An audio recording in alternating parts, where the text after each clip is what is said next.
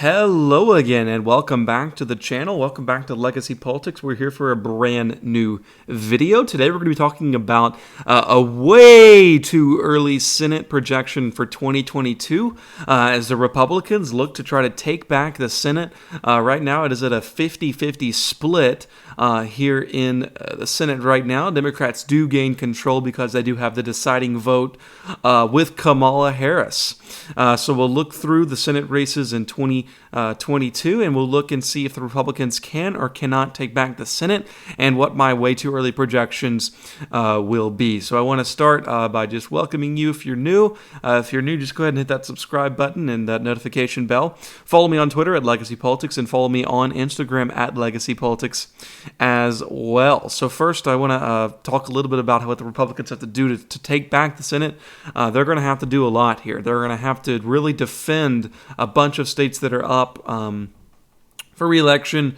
And I think the Republicans are going to be doing a lot of defense before they do a lot of trying to gain another seat. But once again, they only have to gain one to get the control back. And likewise, the Democrats just have to stay safe here and get 50 to stay in control since they do have the White House. So I first want to show you all the safe states for the Republicans, ones that will not be challenged by the Democrats. It won't really be close at all. So all of these states right here will be safe Republican. So that gets them to 44, and we'll fill out the safe Democrat here for really quickly. All right, so 44-44 as far as safe. We'll come back to Colorado. Hawaii will be safe for Democrats as well. So it'll come down to these states of who will take the Senate in 2022. So let's go through each of them. Let's start up here at New Hampshire. New Hampshire is interesting. I think that if we look in 2020, how Joe Biden did take New Hampshire by around 8 percentage points.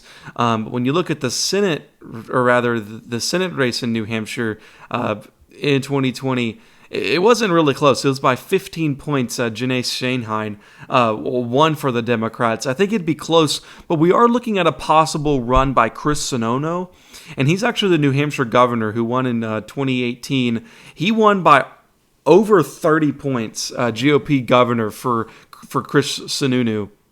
And he's a really favorable governor in New Hampshire. And I think if he did run in 2022, it would be pretty interesting, in my opinion, if he ran, because he is a very popular governor. He isn't, Democrats do vote for him because, 516,000 for governor. And I believe, if I'm correct, that's outperforming Trump in the 516,000 to... that's outperforming Donald Trump in the 2020 election. So that's pretty good. That shows that there's a lot of bipartisan vote for him. And I think that would make it interesting. And it's looking like he will run. So I think the Republicans would hold the seat. It'd be by a tilt margin.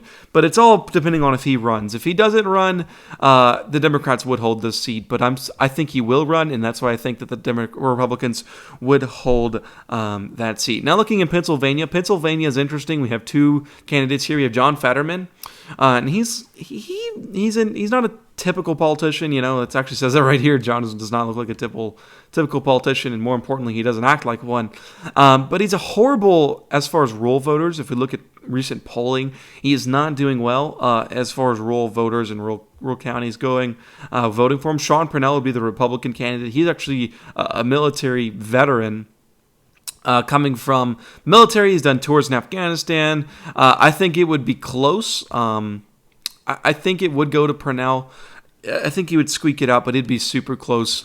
And I think it's a little too early to tell, but I do think it'd be really close. But Parnell would squeak it out just because if we look at polling and averages and how Fetterman tried to run in the past, and it just went badly. It was just really bad. Ohio and Iowa. If we look at the 2020 election, they said it was going to be close in Ohio and Iowa, but Trump won Iowa by around 8 points. Iowa by 8 points, Ohio by 8 points. It just really isn't that close anymore, as Iowa and Ohio are trending to the right in a lot of areas. I'll put those as likely Republican here. So they're at 48 right now, and I think that it's looking good for Republicans to take back the Senate. I'm not sure about Pennsylvania, so I wouldn't. This isn't my final prediction, by the way. So I'm not really 100% certain about Pennsylvania. I do think that Parnell would win in a very close race, but But New Hampshire is all dependent on Chris Sununu, and I think he will run and he would win. North Carolina. Really interesting. We haven't had a really lot of data on how the candidates are going to go in North Carolina. North Carolina did go to Trump in the 2020 election, but barely. Man, it was super close. He won it by, I don't even think it was by more than 50,000 votes. It was around 60,000 votes for Trump in North Carolina. I do think it would be interesting there. I think it's pure toss-up in my opinion, but I think the Democrats would squeak out North Carolina. But when we look at the Senate election results back in 2016, I don't think, North Carolina was. Thom Tillis won North Carolina by 2 points, and he actually outperformed 2,665,000. Did he outperform Trump? No, he did not outperform Trump. I was 6 and 7. There's no way. But so that is interesting that we did win it in 2020. But I think the Democrats would win that in 2022. Georgia, Warnock is going to be running for re-election in Georgia.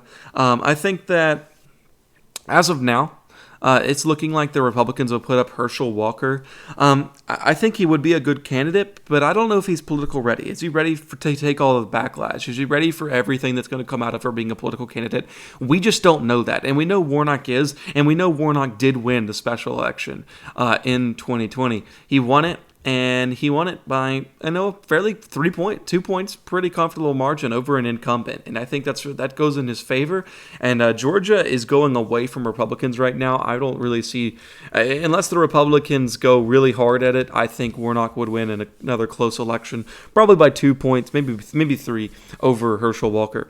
Florida would go to Republican by probably likely margin. Marco Rubio definitely going to win there. I don't even think the Democrats have a candidate yet to even challenge him, going to Republicans by a very safe and enduring margin. Wisconsin is interesting. I think that the win in Wisconsin for Biden was kind of a fluke. It's kind of similar to the 2008 win by Obama in Indiana. A lot of people could say it's a fluke that Biden won that state. He barely won it. He only won it by 20,000 votes. And I don't know. It's going to be close. I think we had a Senate election. We did not have a Senate election here in 2020, so we haven't seen one since 2018. I don't know. I feel like the Democrats would win mainly because Trump isn't on the ballot. I think that even if Trump endorses the candidate who would be running in Wisconsin, because I don't think we know the candidate yet, but I just think with Trump not on the ballot, as we saw in 2018, of how the Democrats really took back the House, almost took back the Senate in 2018. I just think with Trump not on the ballot, even if he endorses something, I think the Democrats would pull it out in Wisconsin. Colorado is interesting because, not Colorado. Nevada is interesting because this is the time. I think this is the only time the Republicans could take back Nevada, because the Democratic Party is weak right now, and they need to take advantage of the Democratic Party in shambles, in my opinion. But since we don't know who the candidates are as of now, I would say tilt Democrat here in Nevada. As of now, and once again, this is not my final prediction as anything. We don't really know a lot of stuff right now, but this is a way too early prediction for the Senate. But what I do know is that the Nevada was won by Biden in 2020, which wasn't that long ago. It was only a couple of months ago. And as of now, since we don't really know who the Republican candidate would be, I do think that the Democrats would hold there. Arizona, not a popular Trump state, right? We all thought Arizona would go to Donald Trump in 2020. It did not. It went to Joe Biden. But Donald Trump did increase his vote total as far as the southeastern part of the state, but Biden did very well in the place where he needed to do well, which is Maricopa County, and he did outperform Trump there. And I think that in the Senate election, as we saw the Senate, Mark Kelly won in 2020 by almost 100,000 votes there, probably around 80,000 votes if I'm doing my math correctly. He did very well, and I think that, and he took over an incumbent, and I think that Arizona will go to the Democrats as well in 2022. So that's my 2022 Senate projection, and once again, this can change. The Democrats holding control of the Senate 51-49 in the 2022 midterms. Democrats will control the Senate in 2022. Thank you so much for watching this video. Please like and subscribe, and be looking out for future videos. Thank you.